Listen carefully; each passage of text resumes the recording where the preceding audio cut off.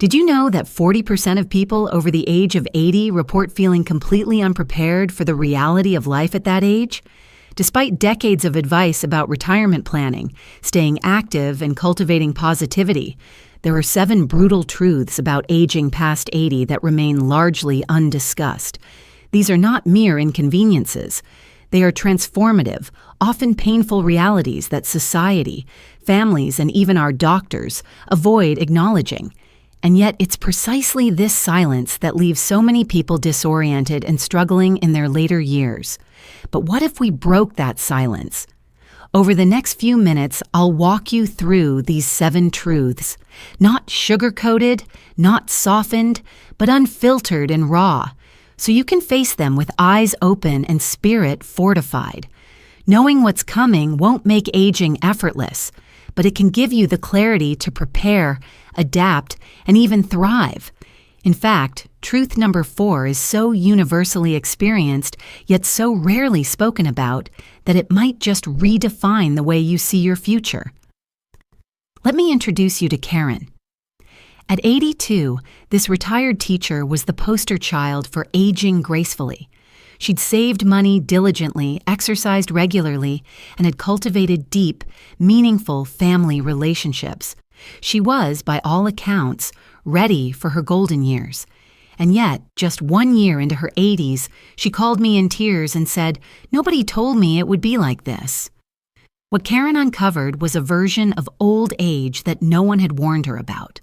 Not her doctor, not her children, not the books she'd read or the retirement planning courses she'd taken. What she experienced wasn't just the slow drift of aging. It was a confrontation with truths so stark and isolating that they made her question everything she thought she knew. The world protects us from these realities by pretending they don't exist. We cling to the belief that good planning and a sunny outlook will be our armor, but ignoring what's coming doesn't prevent it from arriving. It just makes us vulnerable.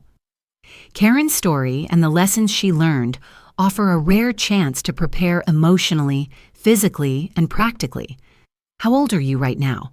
Seriously, drop your age in the comments. This conversation could fundamentally change the way you approach the rest of your years. And if you think you've already prepared, just wait until we reach truth number 4. It affects everyone over 80, every single person, yet almost no one talks about it. Let's start with truth number 1. Your social circle will shrink dramatically. Karen used to host vibrant dinner parties. 12 guests gathered around her table each month, laughing, telling stories, sharing memories. By 82, she was lucky if 3 people could still attend. This wasn't because she'd grown less friendly. It wasn't because people moved away. It was something else, something colder and more inescapable. This is the part about aging that no one wants to say out loud. The social math changes, and it gets cruel. The average 80-year-old loses 60% of their social circle within 5 years. The numbers are sobering, but they don't even capture the emotional gravity of it. It's not just about people dying, it's about watching your entire world narrow before your eyes. Karen described it with clarity. "I didn't just lose friends to death," she said. "I lost them to dementia, to family members who moved them across the country, to physical limits that kept them housebound." The isolation doesn't slam into you all at once.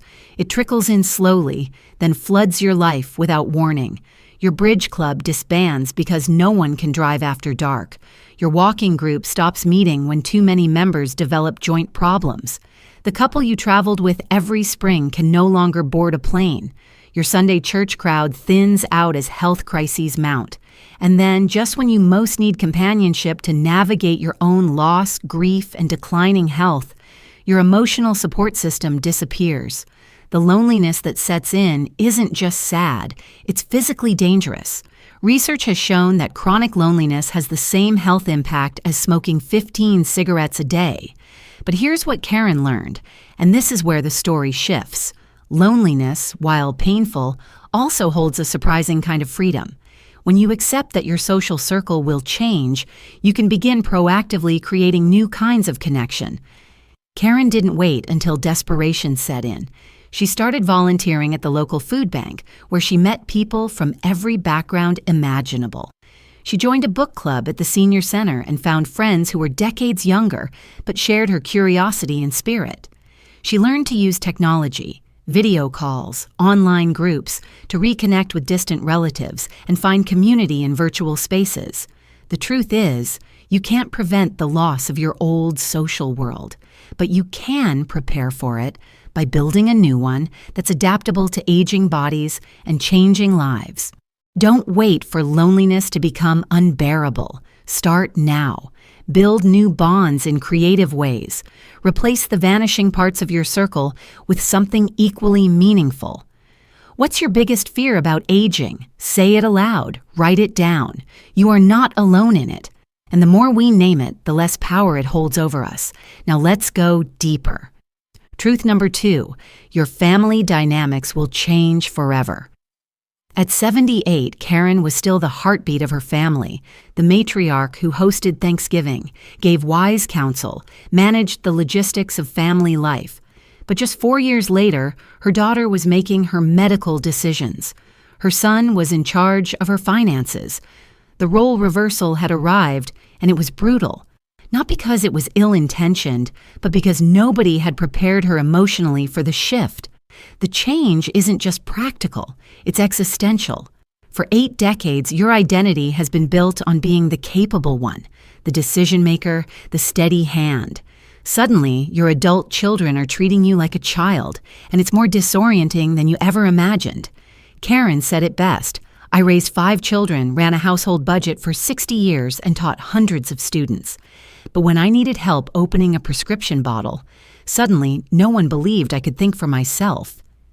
The protectiveness of loved ones, while well-meaning, often feels like erasure. Conversations happen around you instead of with you. Decisions are made for you in your best interest without your input. You begin to feel managed instead of respected. This creates a heartbreaking paradox.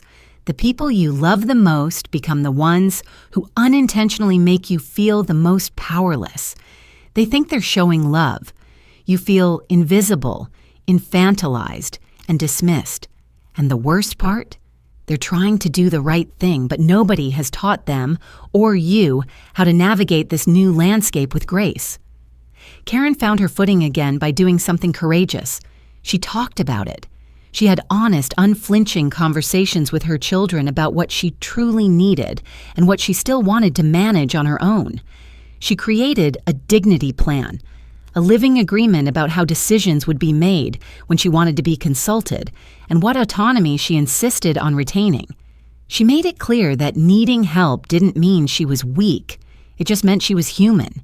Her most profound realization? She could still be deeply valuable to her family, just in different ways than before. Her contributions shifted from logistical to emotional. She became a mentor, a legacy holder, a living archive of wisdom and compassion. If you're approaching this stage, don't wait for a crisis to force these hard conversations. Start now. Define your preferences while you can still advocate for them. Discuss your boundaries, your desires, your fears.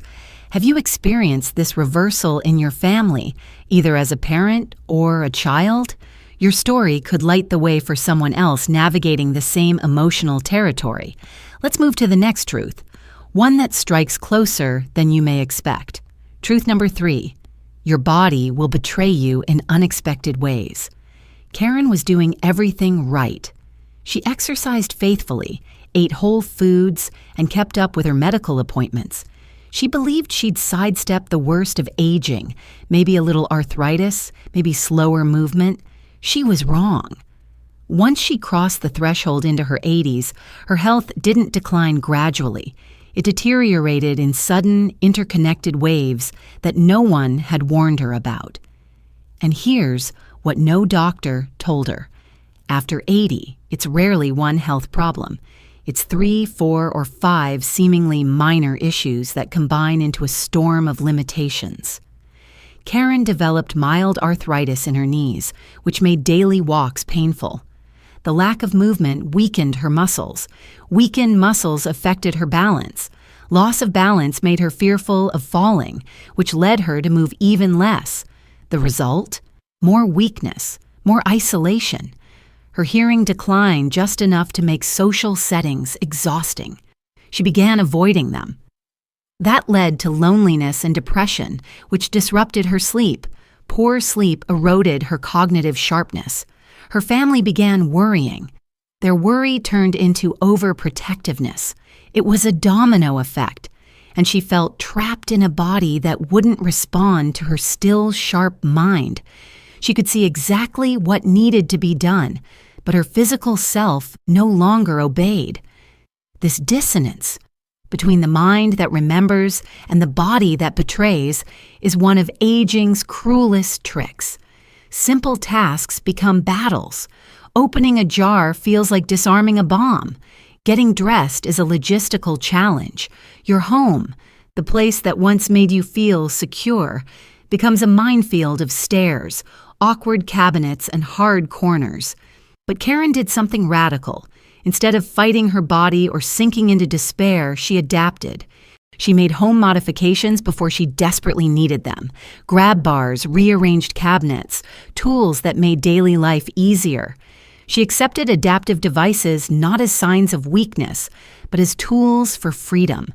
Most importantly, she separated her identity from her physical capacity. She was still smart, still valuable, still vibrant.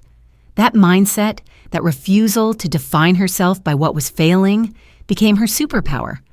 The lesson? Don't wait for the crisis. Be proactive. Adapt your environment before your limitations demand it. Address your pride before it robs you of practical solutions. Don't confuse help with helplessness. What health change has surprised you the most as you've aged? Share it. Talk about it. These stories, when spoken, become maps for others. Truth number 4, you'll become invisible to society. This was the moment that broke Karen the most. Not the loss of her health, not the shrinking of her social circle, not even the shifts in her family roles. It was the realization that the world had stopped seeing her. It began subtly, like a whisper in the background that slowly grew louder. A cashier at the grocery store glanced past her to speak directly to her daughter. A nurse addressed her as "sweetie," but never made eye contact. Eventually, Karen was being spoken about. Decisions made for her, as if she wasn't even in the room. And then, one day, she woke up to the crushing awareness. She had become invisible. This invisibility isn't poetic. It's practical and insidious. Society has a way of reducing people over 80 to a demographic, a stereotype, a list of limitations. You're no longer Karen the teacher, the mother, the storyteller.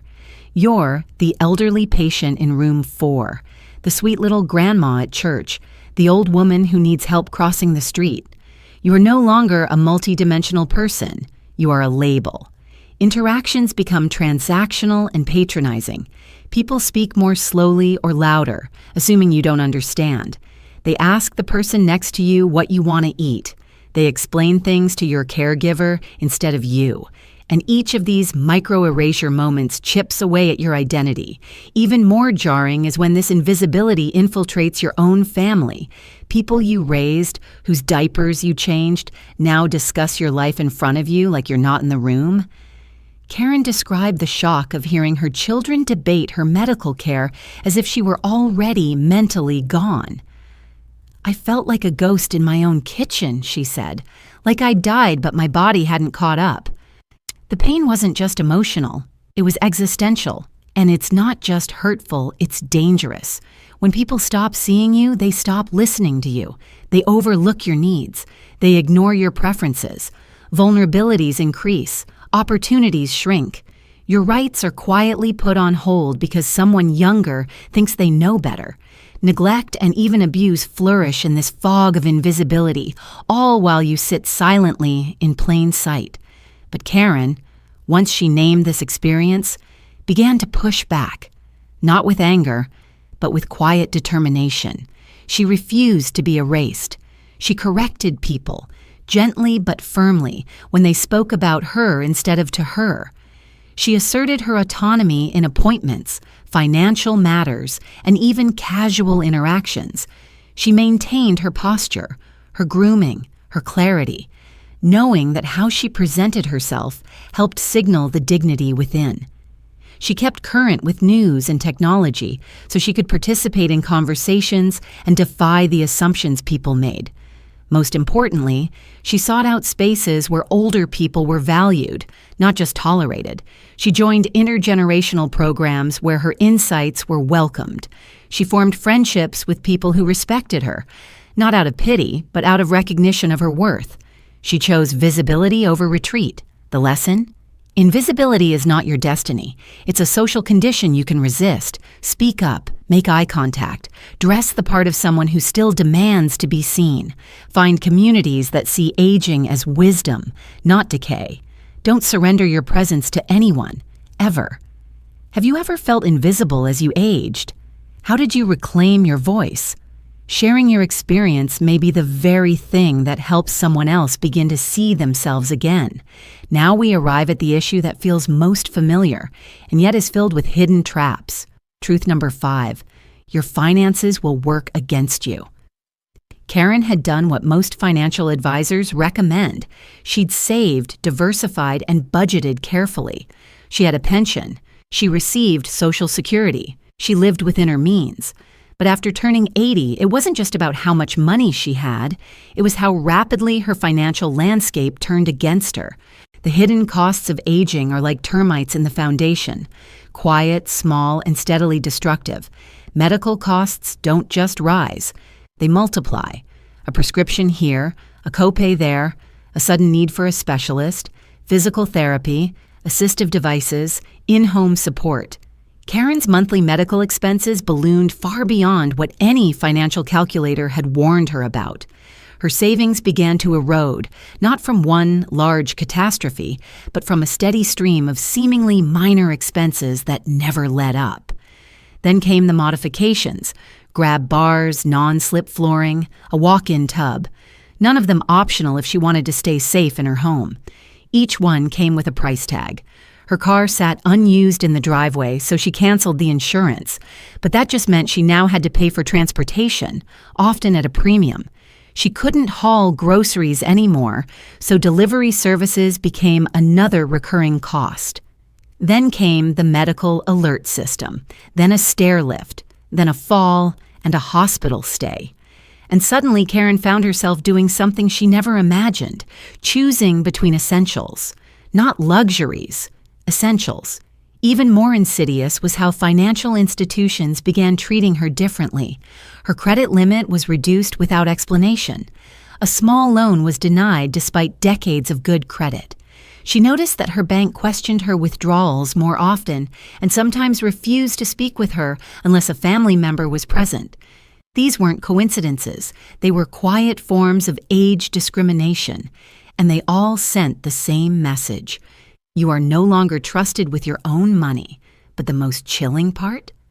Karen began to understand why so many older adults fall victim to scams or even financial abuse from their own families. When you're overwhelmed, when you're told you can't be trusted, when systems become so complicated you feel helpless, it's easy to hand over control. And that loss of financial autonomy is one of the most painful of all. So she fought back with strategy. She automated her recurring expenses to avoid missed payments. She enabled alerts on her accounts to catch suspicious activity. She created a financial safety net with a trusted family member who had oversight, but not control. She educated herself about scams targeting seniors and joined a financial literacy program for older adults. She tapped into resources she never knew existed: discount programs, utility assistance, drug cost subsidies. And perhaps most importantly, she faced the shame and pride that often prevent older adults from asking for help. She accepted guidance without surrendering independence. The financial landscape after 80 is a battlefield disguised as a balance sheet. If you're entering this chapter, arm yourself now. Educate yourself. Put protections in place. Create systems before cognitive fatigue makes decision-making harder. It's not about paranoia, it's about power. What financial reality caught you off guard as you aged? Your story may spare someone else from an expensive lesson. But as we talk about power and autonomy, we cannot ignore the truth that shadows every step after 80. The one we all pretend isn't waiting around the corner. Truth number 6, you'll face your own mortality daily. For most of your life, death feels like a future event, far enough away that you can think about it philosophically. But after 80, it's no longer abstract. It's close. It's intimate. It becomes your companion. Quietly sitting with you at breakfast, whispering to you when you feel an ache in your chest, tapping on your shoulder when the phone rings with bad news. Karen described the moment she realized this shift. I woke up and realized I had more friends in the cemetery than in my phone contacts. You begin to live in the shadows of loss. The funerals outnumber the birthdays. You check the obituaries not out of curiosity, but expectation. You wonder how many lasts you've already experienced without knowing it. The last vacation, the last garden you'll plant, the last time your grandchildren will sit on your lap. This daily proximity to death is heavy. It makes every health issue feel urgent. Every goodbye feels weighted. Karen confessed that every time she felt shortness of breath or chest discomfort, she thought, "Is this it?" And when she saw an ambulance on her street, she'd think, "Is it for someone I know?" It's not paranoia, it's math. But perhaps the cruelest part is how isolating this reality is. Younger people avoid the topic entirely. They tell you to stay positive, to keep your chin up, to focus on the good. But positivity can't erase the grief of seeing your friends disappear one by one. It can't fill the silence left by a partner who shared your bed for 50 years. And so you suffer quietly, afraid of seeming morbid, afraid of being dismissed. Karen eventually realized that the only way to take back her power was to stare mortality directly in the eye. She stopped avoiding the conversation and started initiating it. She spoke openly about her fears, her wishes, her legacy. She wrote letters to her children and grandchildren, not just legal documents but personal messages, filled with memories, wisdom, and love. She began working on a family history project, documenting stories that would otherwise be lost. She forgave people she hadn't spoken to in years. She let go of resentment. Holding grudges, she said, felt like a waste of breath when you don't know how many you have left. And then something miraculous happened. In embracing death, she rediscovered life. Trivial concerns lost their grip. She didn't worry about what people thought of her. She didn't agonize over minor disappointments. She paid attention. She made her moments vivid. She laughed more, not less. Her time was no longer infinite, and that made it infinitely valuable. That's the paradox. The closer you come to the end, the more precious each step becomes. If you let it, the awareness of mortality can crush you. But if you face it, it can also set you free. How do you make peace with the finite nature of life? What gives your later years meaning? Share it. These conversations could be the start of someone else's healing. We've covered harsh truths, but the final one changes everything. Because while life after 80 brings losses, it also brings something few expect. Truth number 7, you'll discover unexpected strength and wisdom. If you've followed Karen's journey this far, from the loss of friendships and physical strength, through the shifting family roles, financial uncertainty, and the quiet presence of mortality, then this final truth may surprise you. Because after all the stripping away, after the world seems to take so much from you in your 80s, what's left is not emptiness. It's clarity. It's resilience. It's something far more powerful than anyone expects. Karen discovered that what remained after loss wasn't a weaker version of herself. It was her truest, strongest self, one she had never fully met before. You see, when the distractions fall away, when you are no longer caught up in career ambitions, family logistics, social posturing, or the performance of keeping up appearances, You are finally left with the raw material of who you are. And in that space, something sacred emerges. Karen called it her quiet fire. She realized that surviving more than 8 decades of life, its heartbreaks, its illnesses, its triumphs, and ordinary miracles, had given her a kind of unshakable strength. Not the loud, showy kind, the kind that radiates quietly from the eyes of someone who has nothing left to prove. After spending her entire adult life doing things the right way, Karen was suddenly freed from those expectations. Society had, in a way, written her off. And oddly, that gave her more freedom than she'd ever had. Without the pressure to perform, to please, or to push herself beyond her limits, she started living on her own terms. She spoke her truth without fear of judgment. She set boundaries without apology. She laughed louder because she no longer worried about being ladylike. She wore comfortable clothes, said what she meant, and stopped attending events she didn't enjoy. And far from feeling diminished, she felt liberated. Her physical strength may have declined, but her emotional and mental power only grew. She couldn't always walk the same distances, but she could still tell stories that moved people to tears. She could no longer carry grocery bags up the stairs, but she could carry the emotional weight of a friend's grief or the vulnerability of a younger person in crisis. She became a rock, not because she was strong in the old way, but because she was wise in a new way. And with that wisdom came clarity. Financial limitations, for example, forced her to get creative, and that creativity sparked joy. Karen learned to find deep satisfaction in small, meaningful pleasures. She stopped associating happiness with what she could buy and started measuring it by how present she could be. A good conversation over a cup of tea, the light in the trees during her morning walk, a handwritten note from a grandchild. She had spent decades missing these moments in the rush of adulthood. Now they became sacred. Even the proximity of death, which once cast a shadow over her days, became a kind of light. It illuminated what mattered and revealed what could be let go. Karen stopped holding on to regrets like heavy luggage. She didn't have time for pettiness or long-standing feuds. She forgave more easily, not because she forgot, but because she no longer saw the value in carrying bitterness. She gave compliments freely. She said, "I love you," more.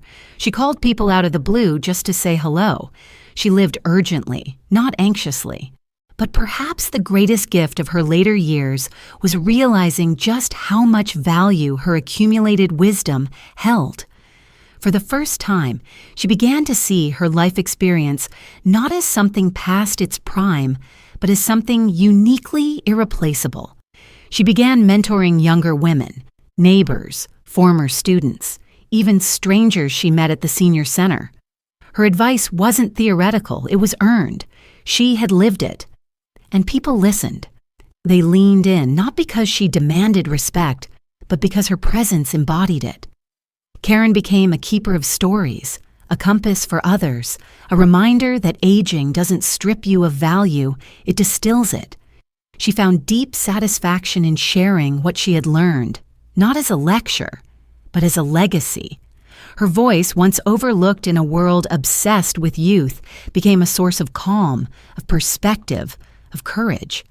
Her age, which once felt like a sentence, became her superpower. And this is where everything shifts. All the hard truths about aging are also hidden doorways to growth. The shrinking social circle. It taught her how to build relationships based on substance, not proximity. The shifting family roles. They taught her the difference between independence and identity. Her health challenges showed her the beauty of adaptation. Her financial constraints taught her resourcefulness. Her brush with invisibility made her fiercely present. Even her confrontation with mortality clarified her purpose. She didn't just survive her 80s, she transformed within them. By 84, Karen wasn't just managing aging, she was guiding others through it. She led a support group for other seniors, offering strategies, empathy, and unflinching honesty. She became a kind of lighthouse, a steady beam for those who felt adrift in the storm of their own later years.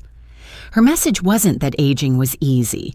It was that aging was rich, complex, worthy of reverence. She helped people see that loss didn't mean the end of meaning, that limitations didn't cancel out joy, that the final chapters of life could be just as profound as the first.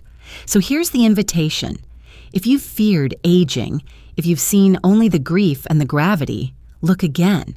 Yes, life after 80 includes hard truths, but those truths are also gateways.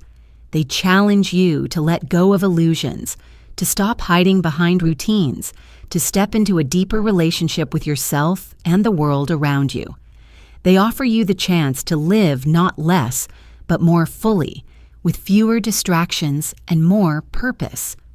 What would you tell your younger self about aging? What insight could you pass down to those who haven't reached this stage yet?